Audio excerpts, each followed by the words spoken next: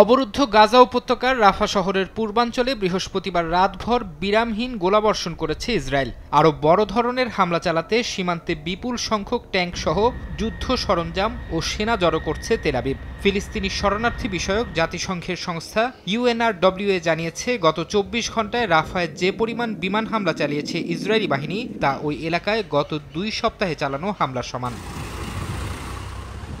দখলদার ইসরায়েলি বাহিনীর হামলার মুখে মরিয়া হয়ে রাফা ছাড়ছেন বাসিন্দারা। শহরের পূর্বাঞ্চলের কিছু এলাকা এরই মধ্যে পুরোপুরি জনশূন্য হয়ে পড়েছে। কাতার ভিত্তিক গণমাধ্যম আল জাজিরা জানিয়েছে, ইসরায়েলি হামলা শুরুর পর রাফা ছেড়ে গেছেন ৮০,০০০-এর বেশি ফিলিস্তিনি। গত ৩ দিন ধরে শহরে ত্রাণ প্রবেশ বন্ধ থাকায় খাবার, বিশুদ্ধ পানি ও ওষুধের তীব্র সংকটে পড়েছেন লাখো মানুষ।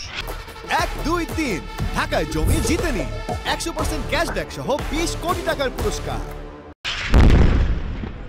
রাফায় দখলদার বাহিনীর বিরুদ্ধে তীব্র প্রতিরোধ গড়ে তুলেছে ফিলিস্তিনের স্বাধীনতাকামী সংগঠন হামাস। ইসরায়েলি সেনাদের লক্ষ্য করে রকেট আর মর্টার ছুটছে তারা। গোপনে হামলা চালাচ্ছে শহরের কেন্দ্রের দিকে এগিয়ে আসা ট্যাঙ্ক ও সাজোয়াজান লক্ষ্য করে।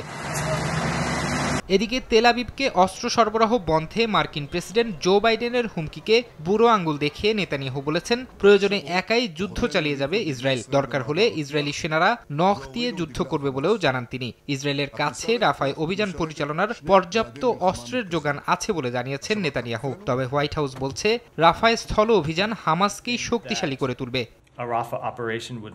অন্যদিকে যুদ্ধবিরতি নিয়েও আশার আলো দেখছেন না ফিলিস্তিনিরা। গাজায় যুদ্ধবিরতির প্রচেষ্টায় কায়রোয় হামাস, ইসরায়েল, মিশর ও কাতারের প্রতিনিধিদের আলোচনা থেকেও কোনো সমাধান আসেনি বলে জানিয়েছে আল জাজিরা। ফারহাদ চৌধুরী, সময় সংবাদ।